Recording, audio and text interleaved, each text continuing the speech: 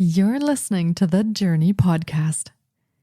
Have you ever wondered about the transformative power of channeling and its impact on personal growth and well-being? Find out more in this episode. Hi, I'm Petra Brunbauer, and with decades of experience with sadness, pain, anxiety, and stress, I finally figured out how to leave all that behind. And this podcast shows you how to break free permanently so you can reclaim your sanity and find the self-esteem and energy to go after the life you desire. With real talk about mental health, holistic healing, and the tough journey of coming out the other end. This is the Journey Podcast. Welcome to today's episode. In this enlightening episode, we embark on a captivating exploration of channeling with our guest, who is an intuitive channel with a profound journey to share. We delve into her personal story, uncovering the origins of her interest in channeling and the transformative impact it has had on her life. Through our engaging conversation, we gain insights into how channeling became a powerful tool for her own growth and self-discovery.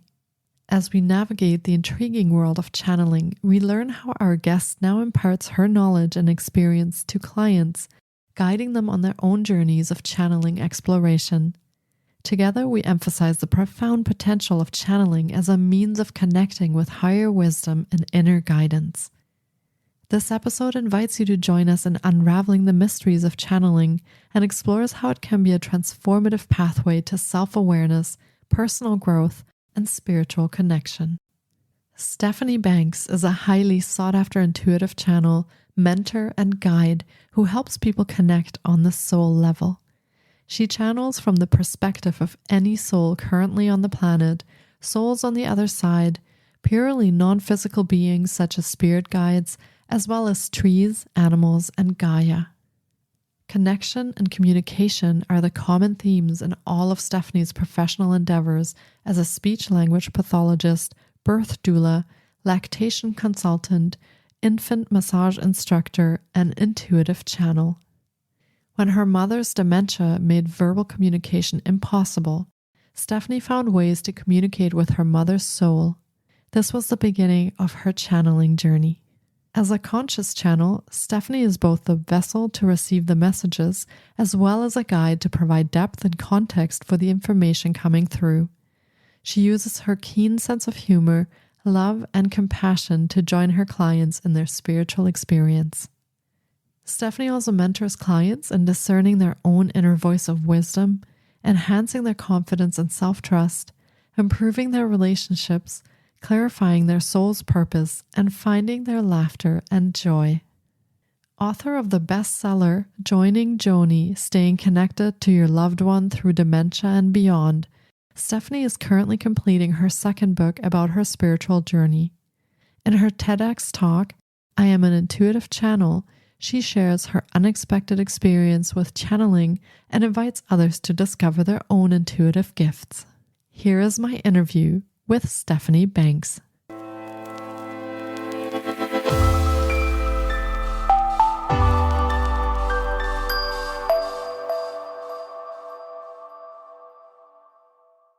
Hi, Stephanie. It's so great to have you on the podcast today. I've been looking forward to getting to chat with you because channeling is such an interesting space for holistic healing. Welcome to the podcast.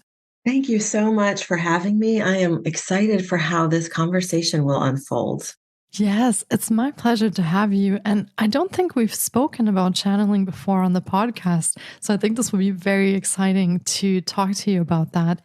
Now, for starters, do you want to share a little bit about yourself and your own story with our listeners so they kind of know how you came to do what you do today? Yes, and let me actually start by defining channeling for those who are wondering what we are talking about. Yes. Channeling, in my definition, is simply connecting to divine energy and wisdom. And we all channel all the time. There's so many different forms of it. There's art is channeling, music is channeling. We channel when we are cooking and in our creative mode. We channel when we are in prayer mode. So there's so many ways that each of us has to connect to divine energy. And I don't believe divine energy is something that exists outside of us. I believe that's within us. So that's the definition. And in terms of how I came around to becoming a professional intuitive channel, is I had a mother who was diagnosed with a type of dementia that affects younger people. She started to exhibit symptoms when she was in her 50s. And by the time she was accurately diagnosed, she was well into the symptoms of it's called frontotemporal dementia. And our relationship was really suffering because our communication was breaking down and breaking apart as a result of what was going on in her brain with dementia. At the time, I had a very dear friend who was a professional channel. She would be able to bring messages from the soul perspective of souls that were actually living in body on the planet right at the moment. And so I asked her, would you please channel my mom, because I don't know what she needs from me. I don't know how I can connect with her. I don't know how to be a good daughter. We keep hitting these brick walls and not understanding each other, and we're very frustrated, and it's difficult. So she channeled my mom's soul for me. And from that perspective, I was able to understand what my role was with this dear, precious being in my life, what she needed from me, what she did not need from me, so I could release some of those actions and behaviors that were not serving us. And it changed my life and my relationship so completely and drastically that I decided I have to learn how to do this for myself. So I took courses and I studied and I read everything I could get my hands on to read and understand about spirit and spiritual connection and divine love. And now I do it. Now I teach others how to do it. I channel for others. I was able to have a very beautiful end of life experience with my mom. And for the last segment of her earthly journey, our relationship was really quite connected. Wow. Thank you so much for sharing that journey with us. And there are so many fascinating things that come up as you're talking, the journey with your mother, the fact that you learned how to channel and you're now teaching that. Wow. Thank you so much for sharing all that with us. Now, I'm curious because sometimes people tell me, oh, I don't have any intuition, or I don't know anything about that, or I'm not spiritual, I'm not religious. So does channeling have anything to do with those things? Is it connected to intuition or even religious belief or spirituality? Well, that's such a good question. I call this work that I do intuitive channeling because I am operating from the place of intuition.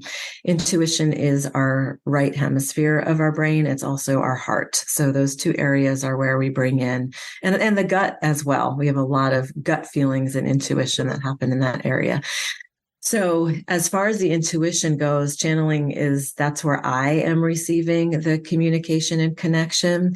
In terms of religion, though, channeling has nothing to do with religion. So I always tell my clients, you are free to adhere to all of your religious beliefs, anything that brings you peace, that brings you comfort. This is not outside or going against that. This is completely different. This is spirituality, which some people do experience spirituality within religion. Some people do not, but channeling is connecting to the essence of us, to our soul being, and that is not confined to religion. Yeah, thank you for explaining that because I was wondering about that as well. So thank you so much for that. Now, you said that you began to learn about channeling, you read books and learned about that. So is channeling something that anyone can learn? Yes. Yay. It's the greatest news because, yes, anyone who wishes to and is willing to do the inner work to create an inner environment of as high a loving vibration as they possibly can indeed learn to channel.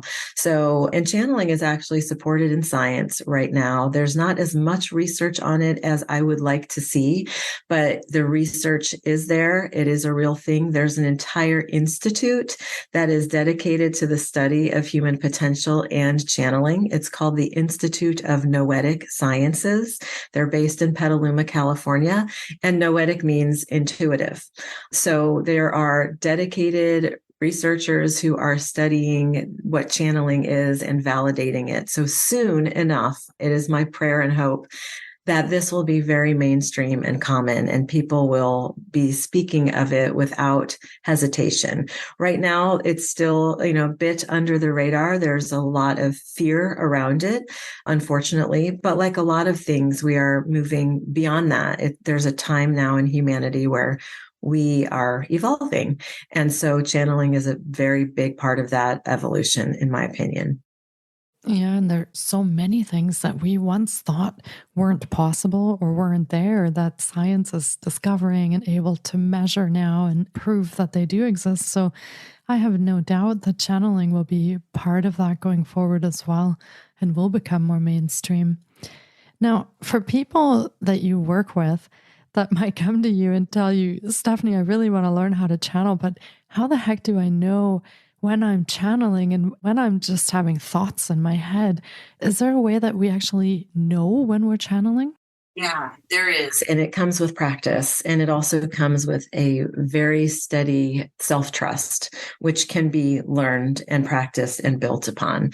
So, what I like to tell people in my classes when they fear that what they are receiving isn't channeled, but is just something they're making up, that's what our culture has for some reason decided that what we imagine isn't real.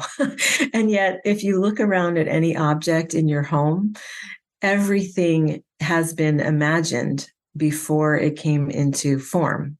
There's no way to do it otherwise. So the place of imagination is absolutely necessary for channeling and for creating and for designing and for everything that we are really doing here as humans comes through the place of imagination.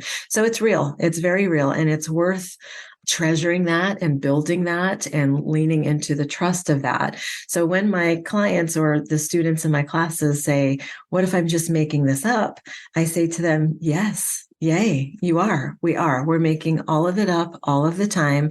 And that does not make it not real. That makes it really beautiful and human and divine, all combined. Wow. As you're saying that, I'm looking around at the computer screen and the microphone. And I have to say, somebody had to think of these things and imagine them before they were made. And I've never quite thought of it that way. So thank you for explaining that. That makes so much sense to me.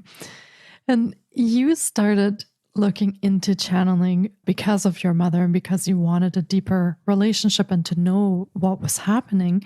So can people actually learn to channel for their own healing as well, for their own healing journey, or to heal their relationships with others? Yes, 100%. In fact, that's the greatest purpose I feel of channeling is self-healing first and deep connection to our divinity. And then that will inevitably ripple out into our relationships and into our service and work in the world. So that's the whole point. We are here, I believe all of us in some way is here to contribute to the healing and the restoration of our beautiful planet and of all life upon it. And channeling for me is the quickest, most effective way to connect to that and to deliver on that. And so, how can people go about channeling? So, if you're wanting to connect with the divine energy or source or yourself, how do you go about channeling? Do you have to follow a certain procedure? Are there any rules, or how do you start your clients off with that? We always start off with a very focused foundation of self-love, self-care, self-compassion. Because as we know, if we are in a low vibrational place, say we're grumpy, we're irritable, we're frustrated, that's going to negatively impact everything, our conversations, our relationships, our professional work, the way we feel about ourselves, the food choices we make, the way we, carry ourselves. So we start with building a strong foundation of doing the things that create joy and peace and delight and love and deep connection as the foundation. And then we move into specific strategies and tools and techniques that have really benefited me in my work as a channel to keep myself as a high vibrational energy. And that can be everything from particular meditative practices, mantras, chanting, movement. I'm a big fan of Kundalini yoga, and I have found that that addresses a multitude of things that place me in a higher vibrational place in order to have the clarity of the messages that are coming through. Nature, the natural world, is an essential element, I believe, to connecting to divine energy. All we have to do is step outside our walls and see magic. The natural world is so woven together and so intricate in such balance and harmony, and we could be too. So connecting to that and being in the miracles of nature is also very important. There are endless things that we can do every day that will shift our frequencies and elevate our perspectives. And that all contributes to being clearer channels. That sounds amazing. And to be able to connect with that and actually feel and be part of those experiences. Now, how should we imagine channeling? Is it something that you hear like a voice, or is it more of a feeling that you experience as you're exploring or thinking about different things? What is channeling like? It depends on the channeler. It's different for all of us. When I am channeling, I am hearing messages, but not through sound waves as we usually think of hearing. The messages come through in a stream of language and words. I channel with my eyes closed so I can perceive the imagery through, of course, the place of imagination. And that really helps to pull the entire message together and make things more clear. But people do this in all different ways. Some see energy or colors, some have feeling or sensation. I often feel chills on my skin when there's the presence of a soul or spirit that I'm looking to connect with. Some people hear things, some people channel exclusively through their writing, which is a beautiful modality for your channeling. There's really so many different ways to experience it, and there's no one way that's correct. Whatever way is your way is the right way for you. Yeah, and I imagine that as you're learning to channel and as you're gathering more experience, you probably find the way that you most intuitively connect with that works for you. Is that kind of what happens as you practice? Exactly. And I like to teach as well that you can refine this. Sometimes when we're connecting to I call them spirit guides, our non-physical energetic support system, and we all have countless guides. And some people think of them as angels, and that's beautiful too. Whatever word you use is perfect. But since we have this ability to connect with them and they're always present around us, we can work with them, and they want us to work with them to refine how we receive the messages. So sometimes someone might be uncomfortable with getting, information or downloads, it's sometimes called, while they're out and about in their regular daily life.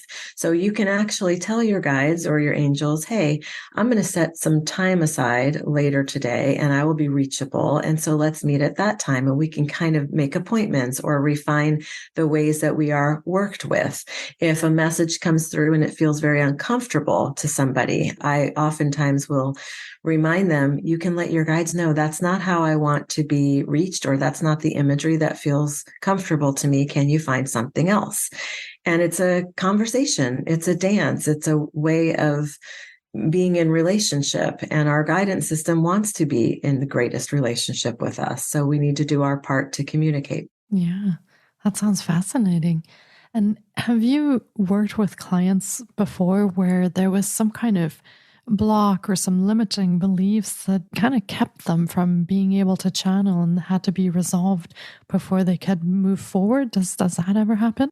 Absolutely. Because we all come to whatever work we're doing with all of our baggage, with all of our emotional experiences, our fears, our avoidance behaviors. So there is always going to be stuff to work on. That's the beauty of being human.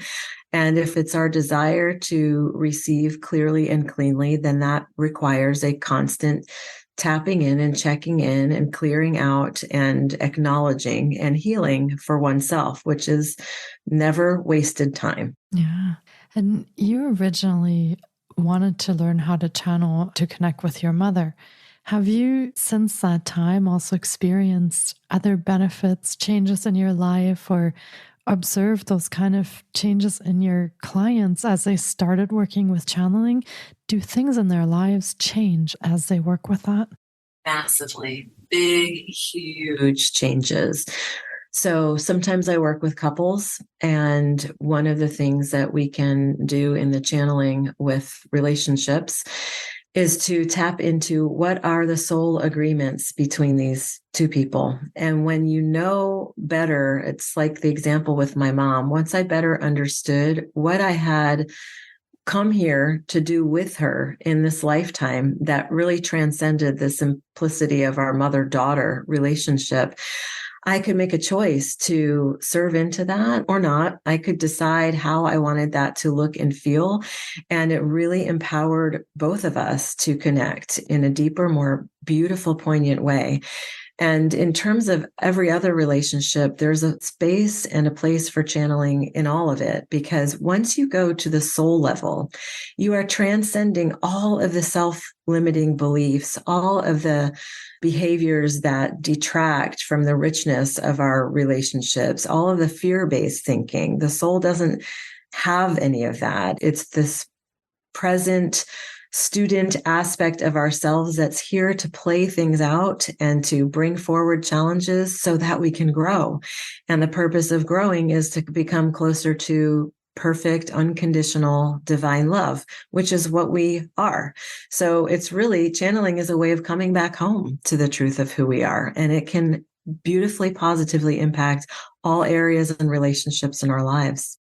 Wow, it sounds like a lot of healing is possible through channeling and realigning with yourself and your soul purpose, as you mentioned. And once we do that, I think it sets us on a path of understanding ourselves better and also maybe forging those relationships a little bit better around us, which can bring a lot of healing in our lives. So that sounds wonderful. Now, I am curious, as you channel, do you mainly receive messages from other souls that have passed on or who are still on the earth at the moment? Do you also sometimes channel messages about physical health? What kind of things happen when you channel? Great question. So I'm going to distinguish between mediumship and intuitive channeling. Mediumship is connecting to the ancestors and loved ones on the other side, those who have been in body but passed. I do that as well. And then channeling, really my jam and my joy is channeling the souls that are here on the planet, because we have so many opportunities to repair and redo our relationships and our roles that we're playing out with each other when we understand the soul relationships and agreements that we have. So the majority of the work that I do is channeling the souls that are on the planet right now, but it's not exclusive to humans. I channel animals. I channel trees. I channel Gaia, Mother Earth. I am a tree hugger, earth lover at my very core.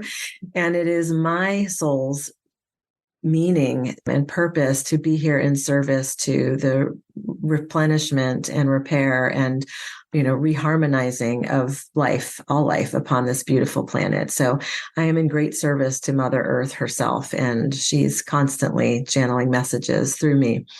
So, and what was the second half of your question? Sorry. Oh, I was wondering what kind of messages you receive. Are they mostly about relationships or emotional issues or mental issues? Or do you also receive messages about physical health or events or situations in life? What kind of messages do you receive? Yes, everything. So basically, the way I work professionally is I have my clients tell me what it is that their question is, what it is that would be of service to them to tap into. So their questions run the gamut between, I'm a parent and I really want to hear from the soul of my child because we're struggling and I don't know what they need from me, or a spouse saying something similar, or somebody who wants to hear from the soul of their supervisor at work that challenge or struggle with, and understand that type of connection. There are plenty of clients who will say, I'm having some physical health issues. And while I'm very clear that I am not a medical medium and I will not be providing any medical advice whatsoever, we can always tune into the energy and the wisdom that underlies the physical discomfort or ailment. So I will channel, say, from there.